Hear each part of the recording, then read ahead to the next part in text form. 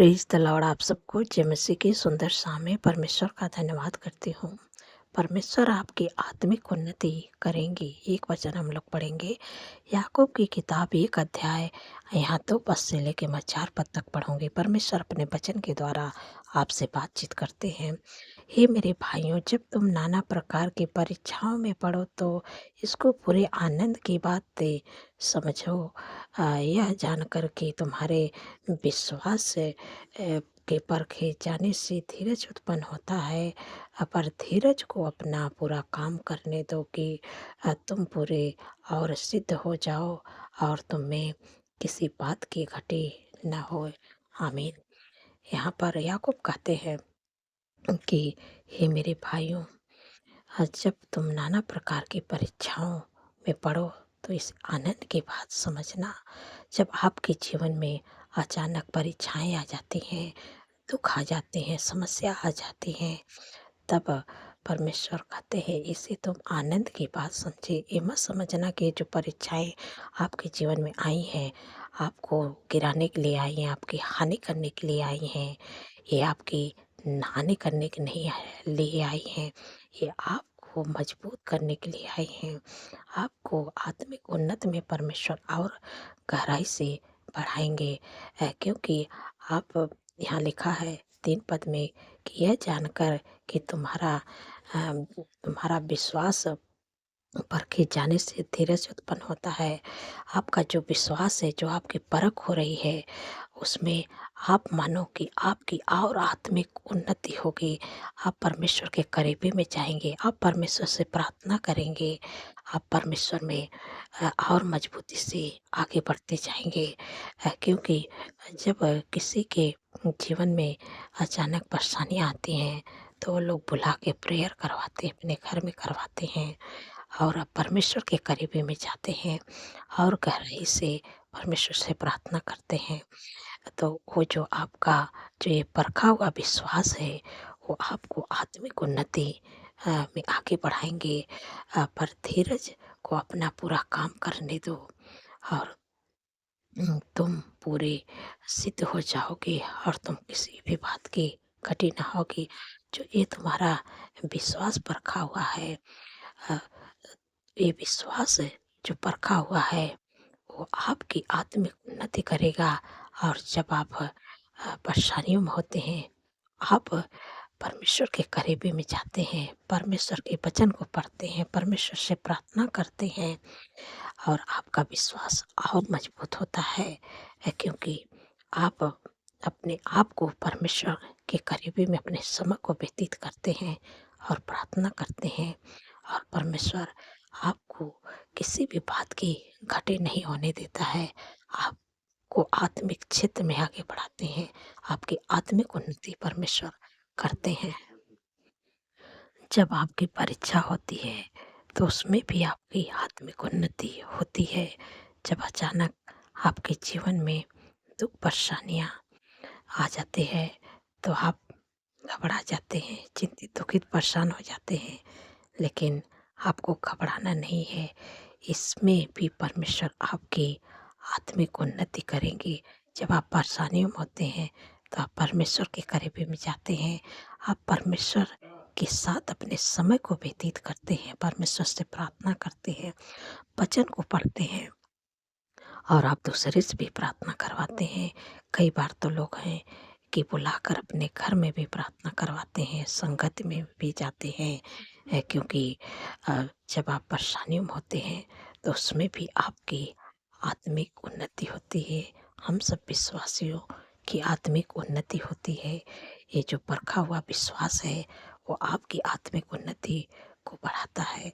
इसलिए आपको परमेश्वर के करीबी में जाना है। ये मत सोचिए कि ये जो परीक्षा हमें गिराने के लिए, हमारी हानि करने के लिए नहीं, ये परीक्षा आपकी आत्मिक उन्नति बढ़ाने के लिए है। एक वचन और हम लोग पढ़ेंगे।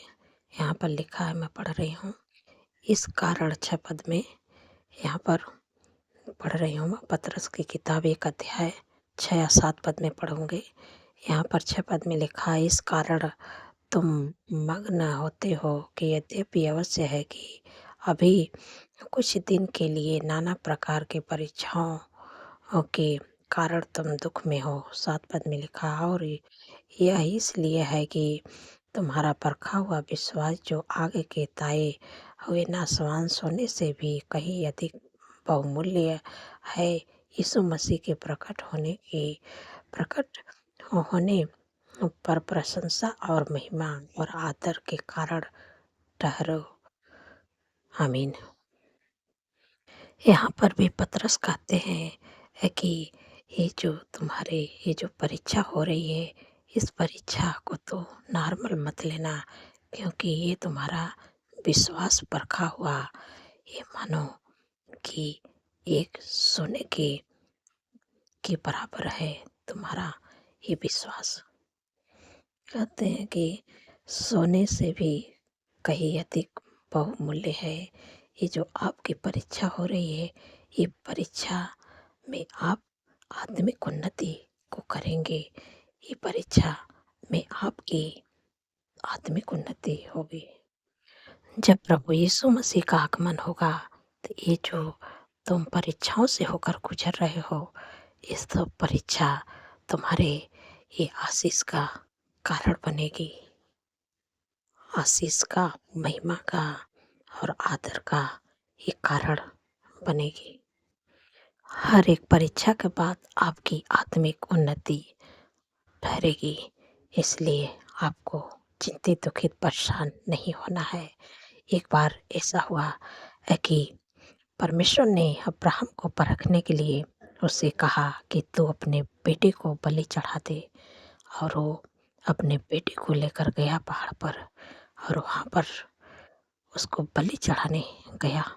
परमेश्वर ने आवाज़ दी कि ठहर जा, और वो ठहर गया, क्योंकि परमेश्वर उसके लिए जो बलि चढ़ाने के लिए वहाँ पर पहले से उपाय इंतजाम कर दिया था, क्योंकि उसकी परख हो रही थी अब्राहम की, और वो परख में वो खरा उतरा। इसलिए वो मानो कि इस सांसारिक पिता कहा गया है, विश्वास का पिता माना गया है। तो ऐसे जो आपके जीवन में परीक्षाएं आती है, तो आपकी हानि करने के लिए नहीं आती है, वो आपकी आत्मिक उन्नति को बढ़ाने के लिए आती है।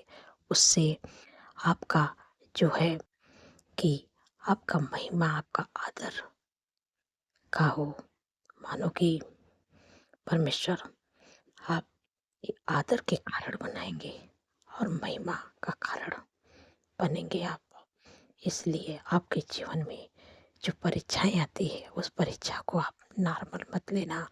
ये आपकी और गहराई से आत्मिक उन्नति होगी। आप दुनिया के जीवन के हर एक क्षेत्र में आपकी आत्मिक उन्नति परमेश्वर करने जा रहे हैं।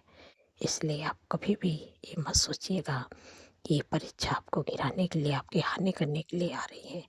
ना, हर एक विश्वासी के जीवन में अचानक परीक्षाएं आती है, और जब परीक्षाएं आती है तो परमेश्वर और ऊंचा उनको उठाते हैं, उनको और आगे बढ़ाते हैं, उनकी और आत्मिक उन्नति होती है। दुनिया के हर एक कोने में, हर एक क्षेत्र में उनकी आत्मिक उन्नति होती ही जाती है। इसलिए परमेश्वर आपकी आत्मिक उन्नति करने जा रहे हैं। तो मैं आशा करती हूँ आप समझ गए हैं। परमेश्वर इस वचन के द्वारा आप लोगों को आशीष दे। सो आइए मिलके प्रार्थना करती हूँ। धन्यवाद, धन्यवाद, धन्यवाद मेरे सर्वशक्ति महान परमेश्वर, मेरे राजाओं के राजा हैं, मेरे प्रभु का प्रभु हैं।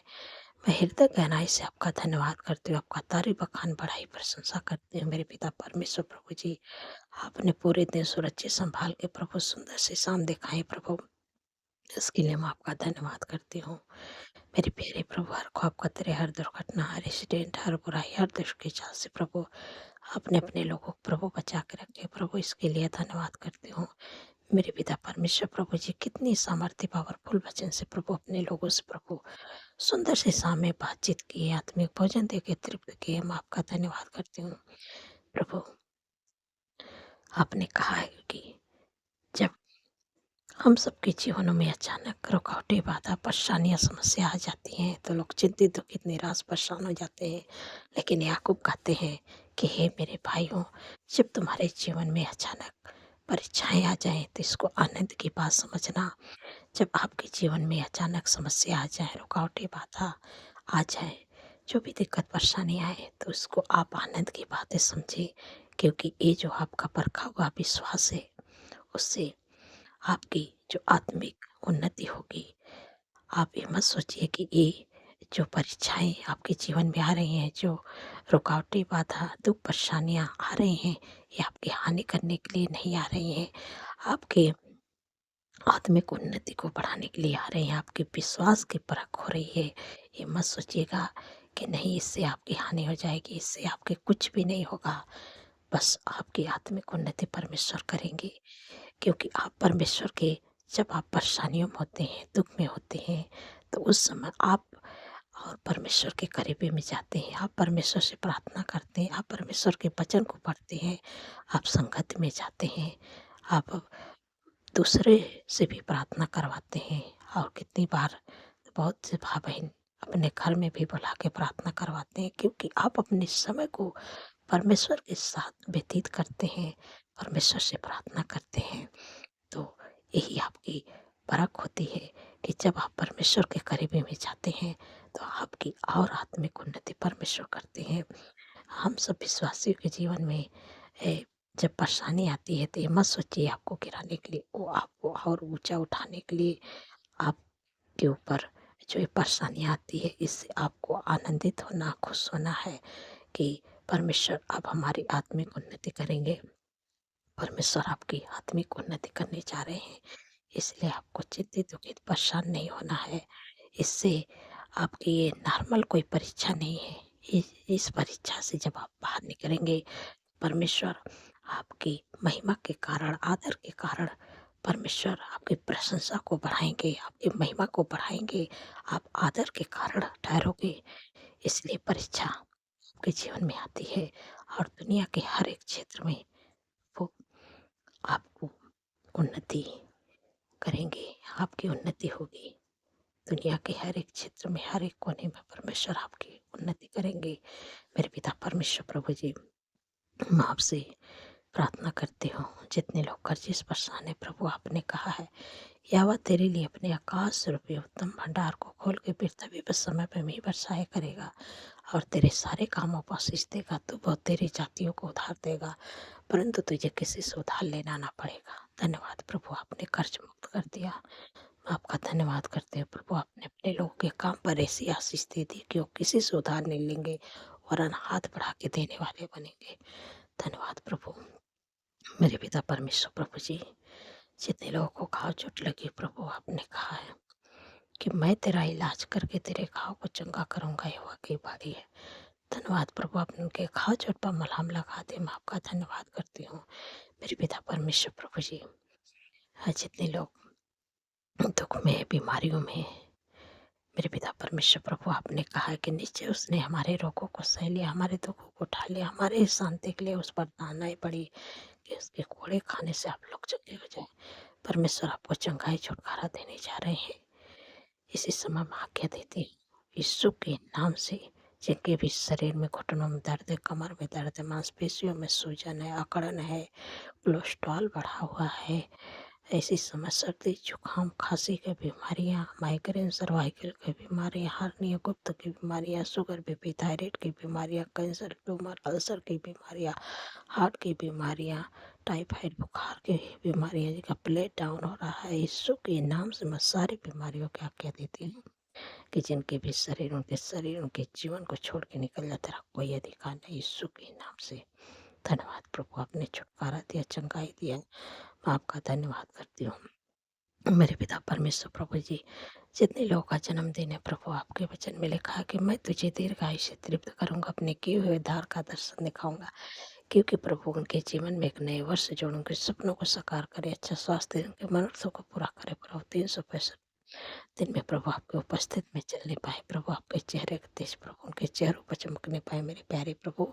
365 दिन में प्रभु आपके उपस्थित में चलने पाए, अपने कामों को करने पाए प्रभु, और वो सिद्ध होते चले जाए, आप में आगे बढ़ते ही चले जाए। मैं आपका धन्यवाद करती हूँ मेरे पिता परमेश्वर प्रभु जी, जिनके पास जॉब नहीं, बिजनेस नहीं, लाइफ पार्टनर नहीं, घर नहीं, मेरे पिता परमेश्वर प्रभु, मैं आपसे विनती प्रार्थना करती प्रभु। प्रभु अच्छा जॉब से ब्लेस करें मेरे प्यारे प्रभु।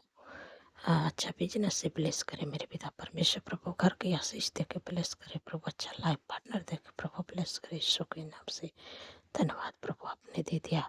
प्रभु आप अपना प्रेम, अपना शांति, अपना आनंद, अपना खुशियाँ प्रभु अपने आशीष को अपने लोगों के प्रभु उनके कामों में, उनके घर में, उनके हाथ के कामों पर प्रभु आए। आपकी शांति, आपका अनुग्रह, आपका प्रेम उनके घरों में आए यीशु के नाम से। उनके परिवार में आए प्रभु। धन्यवाद प्रभु आपने दे दिया। प्रभु जो लोग रात में सोते हैं, बुरे सपने देखते हैं, डरावने सपने देखते हैं, नींद नहीं आती, इसी समय मैं आके देती हूँ। डरावने सपने, बुरे सपने, नींद आने की समस्या यीशु के नाम से चले जा। तेरा कोई अधिकार नहीं है। इसी समय मैं आज्ञा देती हूँ, क्योंकि प्रभु के वचन में लिखा कि मत डर, मैं तेरे संग हूँ, इधर उधर मत आ, क्योंकि मैं तेरा परमेश्वर हूँ। मैं तुझे दृढ़ करूंगा, मैं तेरी सहायता करूंगा, मैं धर्म में दाहिने हाथ से तुझे संभाले रहूंगा। इसलिए मत डर। परमेश्वर आपके संग में रहेंगे। जब आप रात में सोएंगे तो प्रभु सुख भरी, चैन भरी, मीठी नींद से आपको सुलाएंगे। और जब कल का नया दिन देखेंगे, प्रभु की तारीफ, बखान, बढ़ाई, प्रशंसा करने पाएंगे। धन्यवाद प्रभु, क्योंकि प्रभु आपने कहा अपने वचन में कि मैं अपने दूतों को तेरे निमित्त आज्ञा दूंगा, तो जहाँ कहीं भी जाओ तेरी रक्षा करेंगे। धन्यवाद प्रभु, आपके स्वर्गदूत आप लोगों की रक्षा करेंगे। आप सुख भरी, चैन भरी, मीठी नींद से सो पाएंगे। धन्यवाद प्रभु, आपने प्रभु हमारे प्रार्थनाओं को सुना, उत्तर आमीन में दिया। हम आपका धन्यवाद करते हो। परमेश्वर आपकी आत्मिक उन्नति करेंगे। धन्यवाद। सारी बातों में आदर महिमा प्रभु आपके नाम को देती हूँ, और धन्यवाद के साथ प्रार्थना यीशु के समर्थी पवित्र नाम से मानती हूँ। सुने और ग्रहण करें। आमीन, आमीन और आमीन।